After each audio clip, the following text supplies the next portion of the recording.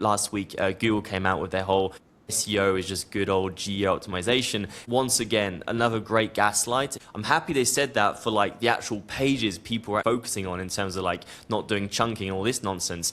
But it was another great gaslight in terms of like saying like, oh no, don't get your brand mentioned in Reddit. That won't help.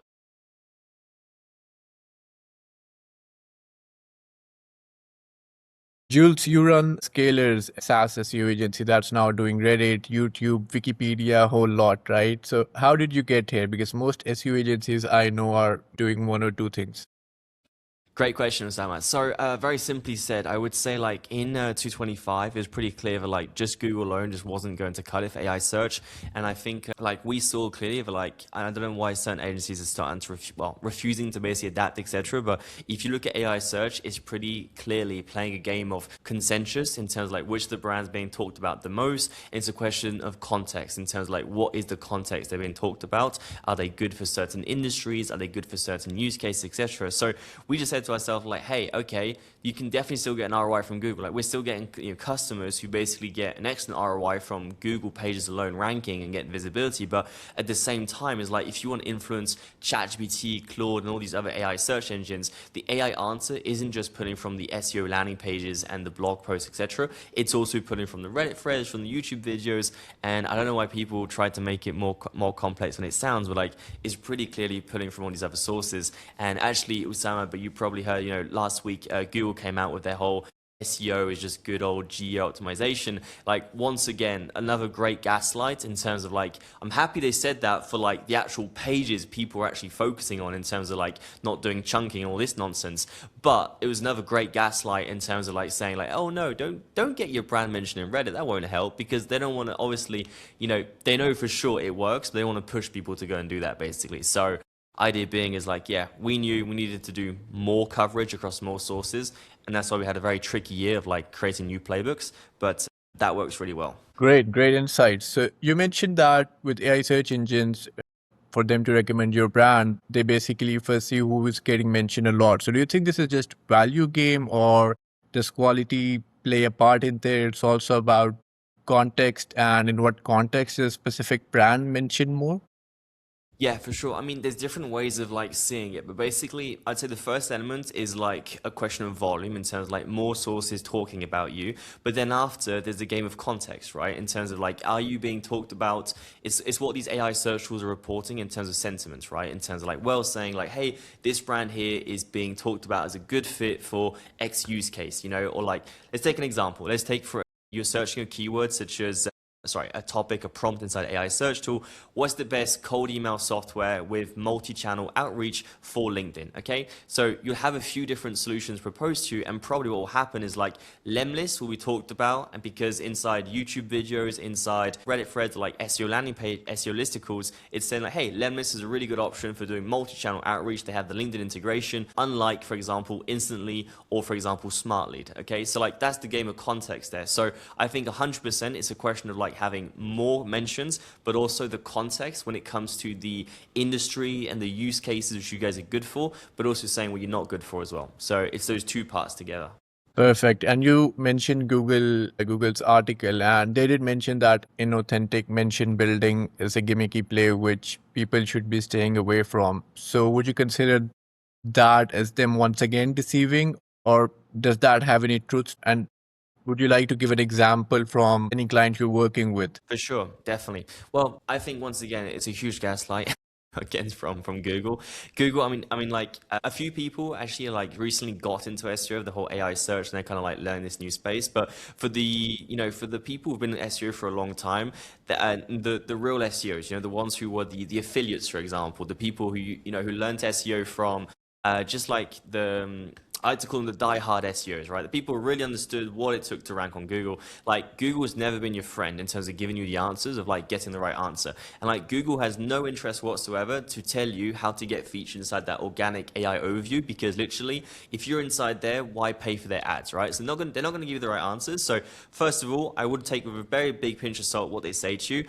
And like usually a lot of the times the advice of Google is literally to do the contrary, because for example, at a certain point, Google even telling you like, oh, don't build links, for example, like that's really not going to help you out like that much. Like, yeah, try and get some whatever, like some juice, but not too much, you know. So idea being is like, take a big pinch of salt, but I entirely actually think that right now, if you actually see what is working for AI search, some simple stuff, but even for example, like having your content on LinkedIn posts, which we're like now starting to do, or like even Medium, it's actually easier than ever to basically game better the AI search because it is pulling from some of the simplest sources. And unfortunately, Google have no way of basically, like a customer asked me this the other day, they said, hey, like it's working what we're doing, right? Like we're doing these listicles and we're doing this repurposing program and it's working. We can see the results, but we just say to ourselves, like, it feels like Google gonna crack onto it sooner or later. But I said to them like, hey, no, like Google don't have a choice of pulling from this type of content because if not, what are they left with?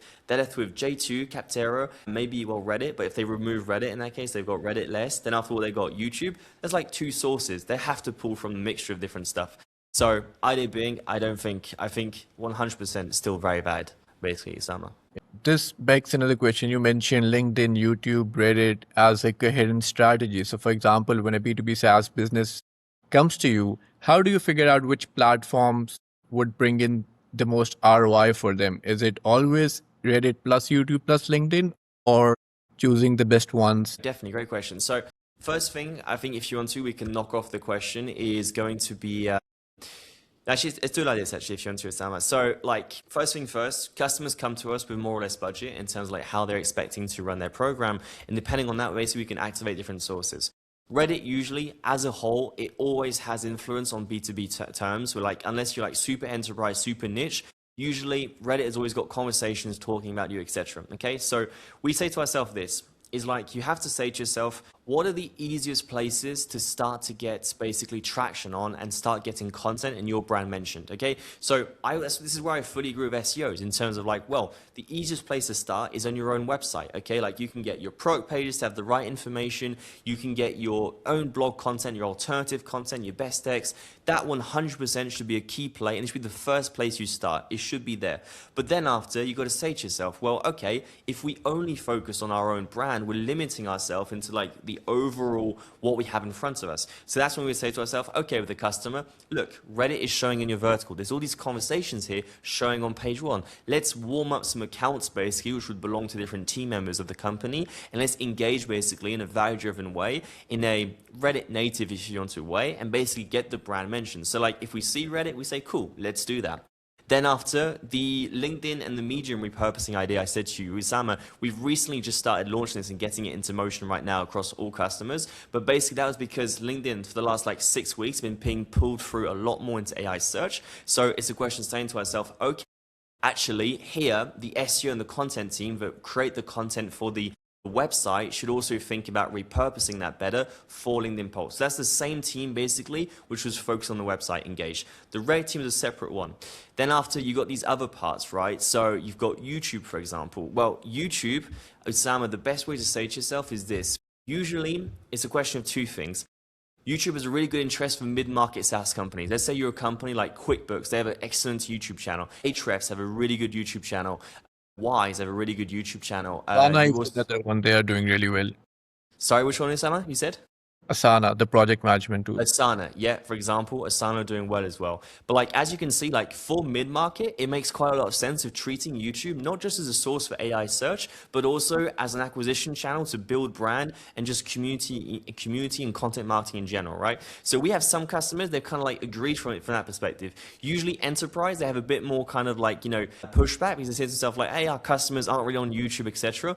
And while I fully agree, for those customers, we haven't really had much success with pushing more enterprise, very niche, sales-led driven companies into YouTube. But we say to them like, hey, as much as you don't believe in YouTube as a platform, it would be pulled through into AI search, and we would recommend maybe creating a simple YouTube video, maybe like a webinar, etc., and putting it on that topic of what we actually care about for AI search. So, usually it's that conversation to be said with customers, like which ones are mid-market, which ones want to consider YouTube. But honestly, it's a small percentage of companies right now, Usama, who are actually taking advantage of YouTube, and we had problems. A few customers like really get started and get into YouTube, and then they realize how hard it was, and a few of them stopped, which is understandable. But definitely YouTube, there's a bit more of a barrier to entry, But the conversation is there. It's like, first of all, does it make sense in terms of like mid-market enterprise? And then do we have the capacity and the resource internally to do it? But I would say like, as an agency, we need to offer this to our customers because right now it is like a key part of AI search. And I think right now, personally, Usama, a lot of companies are now starting to see YouTube inside the AI overview, even more than like Reddit threads, etc. And they're going to be like, okay, damn, we have to do YouTube. And like now they're going to start thinking about doing YouTube better, and it will be a key part of agencies.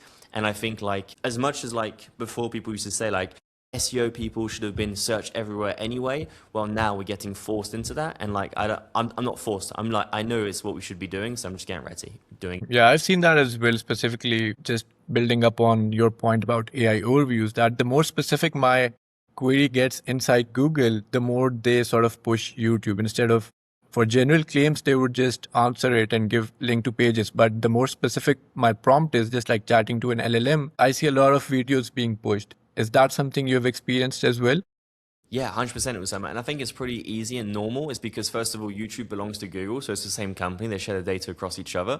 And secondly as well is that like Google will continue to pull from YouTube content because they'll probably say to themselves that like, hey, YouTube content is harder to create than written content because of AI tools, etc., which means they'll probably consider the barrier to entry higher and thus the quality higher as well. So I think it's going to continue to be the case. One thing that I keep hearing is that Reddit mentions are too short for LLMs to really associate your product with specific problems and solutions.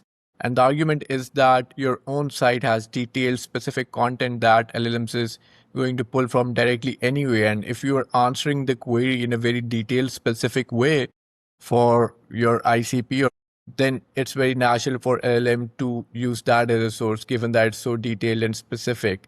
Is that something you would consider true or not? And another thing is that with Reddit, when you're answering very usefully all of these questions on Reddit, what if you mention, obviously you will have to mention the brand somewhere, otherwise it kills the purpose, right? And if that visibility leads to a current customer or a past customer reading it and they're not happy with your software and they just go in and bash it in the replies, how do you then deal with that? Okay, so two questions. So the first question is about the usefulness of Reddit, basically as a brand mentioned inside Reddit. So, well, if you look at AI search, well, first of all, the first part is consensus, right? So as soon as your brand is going to be mentioned inside a Reddit thread on the core topic related to the prompt you're asking. So if we use our example from before, it was like best cold email software for multi-channel outreach. The assets of content it's going to pull from usually will be a Reddit thread on best cold email software. And then after he'll get the context about is this solution good for multi-channel, etc., right? But like, first of all, if you're being inside that conversation, you get a brand mention, you get a +1 vote in terms of spread, right? In terms of consensus.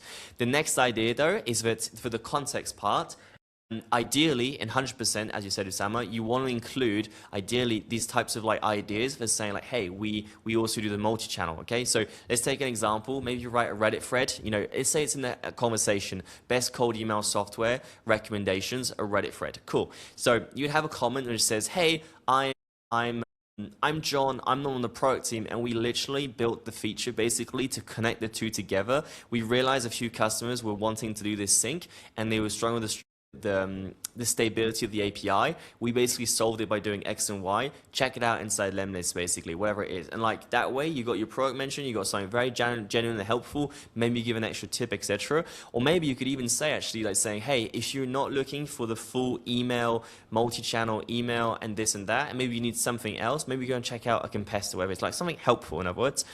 But like idea being is like leave that comment, and then there you go, you got your consensus and your context. Your second question, Usama, was like, hey, when we're being talked about and bashed? Well, ideally, Usama, when you start saying to yourself, do we go onto Reddit or not? You should already have a rough idea. What is the sentiment about your brand? Is it good? Is it positive? Is it negative? If you've got a really negative sentiment about your brand and you're just going to start up like a dump fire, honestly, usually we say like better not to get onto Reddit, because if you guys really have some problems internally, fix those first and then we'll think about getting onto Reddit, because if not, it can indeed open up a can of worms. But most times as well, if it's a small can of worms, in that case, you can just manage it, right? You can just basically have comments and you can like, you know, come in, engage, be helpful, and usually you can dial it down. Is that helpful? So the holistic strategy across Google, YouTube, and Wikipedia, Reddit, it makes sense. I was just wondering for our viewers, if they are doing the same, what's the best way to sort of track and report results and then sort of bring together a coherent story for your client reports? Okay, so the current story for our client reports is actually interesting. We treat AI search is one channel, okay, which basically has under the hood multiple channels underneath, right? But then after we report actually individually on each channel. So our main ones, for example, would be Google, then Reddit, and then YouTube if so. But we would treat those as standalone channels to report on. Of course, you've got other stuff like, not channels, but more like campaign work or deliverables we do link building, third party mentions, etc. Those would be more just like inputs versus like rather outputs. But then after we'd have AI search. So like metric wise, we're mainly reporting on Google, Reddit, and AI search. And AI search usually will basically englobe the different channels which we're focusing on underneath AI search. So for AI search, we mainly use AI search tools. So basically like we set up what we call actually like how do you call them? Monitors, basically like groups of prompts basically, and then after let's take the example of best cold email software. If that's a focus for us across the next quarter or so, we would be then creating multiple SEO assets of content such as like best text, alternative content inside that core topic category. If we're doing Reddit, we'd also be creating Reddit threads, brand mentions inside that specific topic. And then if we're doing YouTube or so, we'd be doing maybe like a best cold email software video on their channel, maybe like a lem list alternatives and instantly alternatives, etc. So what we do, we report based on each channel individually, and then AI search regroups basically multiple channels together. Is that helpful? Perfect. Yeah, that makes sense. So another question that I had was that how do you keep messaging consistent across all of these platforms, given that you're doing YouTube, Google, and specifically LinkedIn thought leadership is really picking up? Do you have a process to keep this consistent? How does it work internally at Scalerrs? Sure thing. So we actually have this system, we call it LMM sentiments. So basically, these tools, which like AI search tools, like help you show the sentiment, etc. We basically assign what we believe are negatives about the brand, which basically currently exist out there on AI search tools. And we basically also create what we call target sentiments in terms of like what we want our brand to technically be talked about. So this can be like, hey, we're good for this industry, we're good for this use case. But maybe negatives are like, maybe you have bad customer support and you want that counted because that happened because you scaled up relatively quickly, you didn't look after customer support, and now it's been fixed. So what we actually do with customers is we actually identify what are the current negatives which sentiments are talking about, how can we counter those negatives, and how can we reinforce the positives we actually care about. So what we do, we create that sheet. It's called the element sentiment sheet. It's got negatives, it's got positives. We get those all detailed out, and then that is our source of truth for anybody creating content across either Reddit, across Google, across YouTube, which means like, hey, when you talk about the brand, you should always make sure to reinforce these ideas here, in other words. Is that helpful, Usama? Yeah, that's a great strategy. I'm doing something similar internally, and I have these projects set up in Claude. And this is one of the file that I have it set up. So whenever writing content, just make sure that it picks up if something's not aligned with our priorities at that specific time. So, Okay. and another concept that naturally sort of ties back to it is entity clarity. So for example, let's say you are a field service management software for SMBs, and another top ranked article targeting a keyword for, let's say, best field service management software, it ranks in the top SERPs, and it does mention your brand, but it positions it that it's best for enterprise. Now, when LLMs is sort of researching through those, when someone asks a relevant query or prompts it, it sort of isn't really clear whether it's for enterprises or whether it's for SMBs. So do you think, should we reach out to this publication, get our story straight, or should we just focus on what's in our control? It's a great question. So I would say certain stuff might be in your control in a sense of like you might already have existing partnerships with these companies. Like sometimes we've actually found it to be the case, but it's a difficult task trying to reach out to people which you don't actually have control of. Honestly, I prefer more the strategy of just weeding out the stuff you don't like with the stuff you do like by creating more content. So you can create your own content. You can go and pay some, let's say for example, you want to create more content on YouTube. Well, why not go and pay like a bunch of YouTube influencers or like creators to create video content talking about you the way you want it to be talked about. So you can, if you have pre-existing relationships. It's a difficult task if not, but if not, I'm more of the side of like, hey, just get more content out there talked about the way you want it, in other words. And Scalerrs definitely comes across a company working very closely to execute this cross-platform strategy, but a lot of SaaS companies, they treat each platform in isolation. One person does SEO, another does social, another does YouTube. So how would you recommend teams actually be structured to execute a cross-platform strategy without it actually becoming a chaos, specifically in small teams? or for that matter, let's say larger teams? It's a great question. So basically, what should happen is that every team should have a north star in terms of core topics they believe their brand really wants to appear for an AI search, and that basically should direct either the SEO content strategy, the Reddit brand mentions, like which Reddit threads we're trying to get ourselves talked about, and basically in those conversations, and also YouTube video content plan, basically, or even like what type of content assets we're creating on LinkedIn, etc. Right? But idea being is like a list of core topics. Let's take the example of Lemlist again. If I was Lemlist, I would say to myself, okay, I care about the topic, best cold email software. I care about the topic, best email outreach tool, best lead generation tool. I care about instantly alternatives, smart lead alternatives. I care about like all those topics, right? There's a multitude of them, but those are topics which you believe basically as a brand, when people search that inside AI search in a more granular way, perhaps, they will then after be a very good fit for becoming a customer of us because we have that intel from the sales team. So the way to coordinate all those different teams is actually to have a list of what we call money keywords, like golden keywords, and it's like usually 20 to 40 keywords, which is super high priority category terms, and then after you can drill them down into prompts, etc. But roughly speaking, they're category topics you want to appear more for, basically. So a lot of this is also about repurposing, right? Not just having a set of topics. So let's say if someone has a bottom of funnel content article, they might want to repurpose that for YouTube and or maybe just go in there, repurpose it for LinkedIn. So do you think that also works, or would you recommend there should be a different strategy for keeping this positioning? No. I definitely think that should be the strategy. It's something which I think some of our customers, struggle to do. They're not always open as much to repurposing the way we have in mind. But like if I was to take, for example, what we're launching right now across Scalerrs, but like 100%, we're repurposing one asset for blog, one asset then for YouTube, one asset then for LinkedIn, and like that's the type of methodology we're trying to do for all customers. For most customers, we're like 70% the way there, but sometimes we're missing, the next step of the playbook. But 100%, that should be the way customers do it and brands. With blog posts, we are pretty on the same page that bottom of funnel content is where we should start. Have you seen that play out with YouTube as well? Should we start with bottom of funnel content, or have you seen no, YouTube works different way?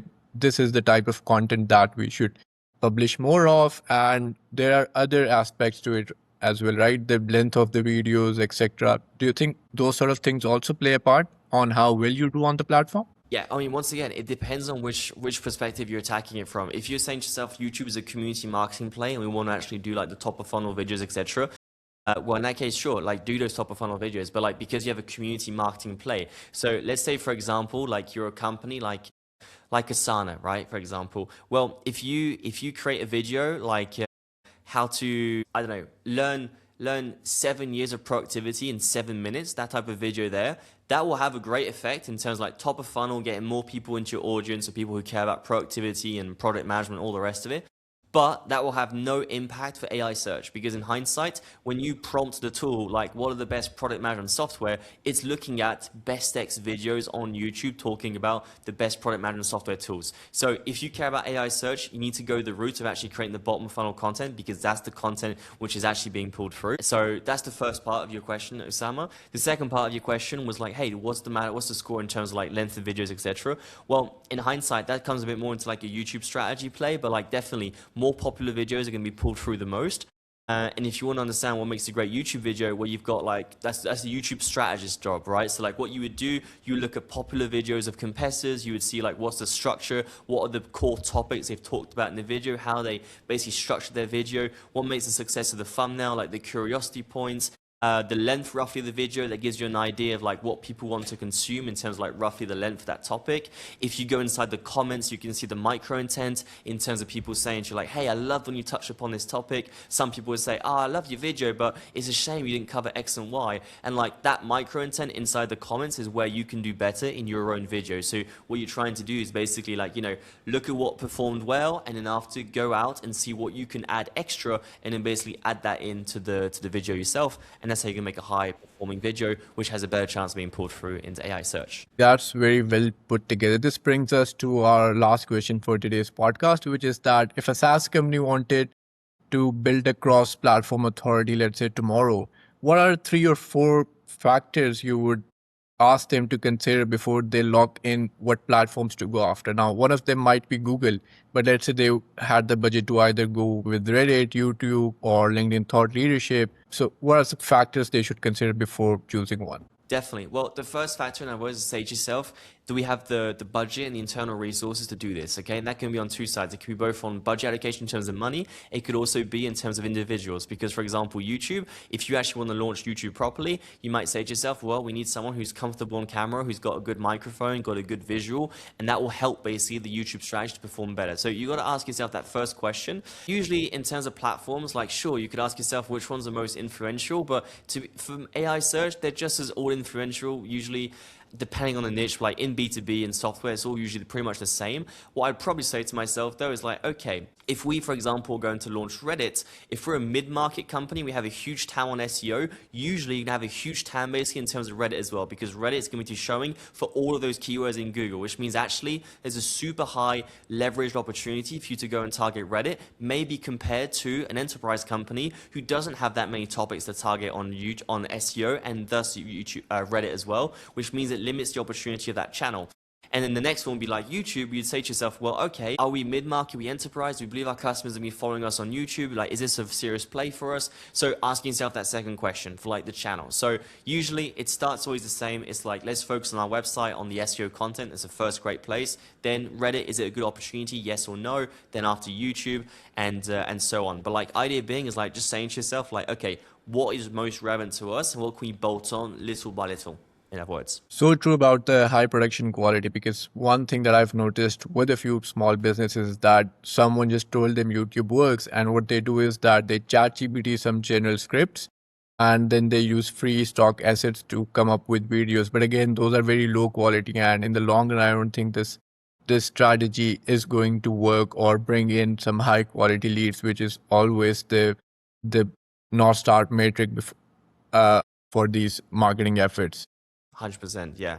You definitely gotta prioritize the quality, yeah. I think that with AI as well, it's becoming increasingly more important that low quality content, people can produce as much as they want. It's the high quality stuff which are gonna perform long term. So yeah, 100%.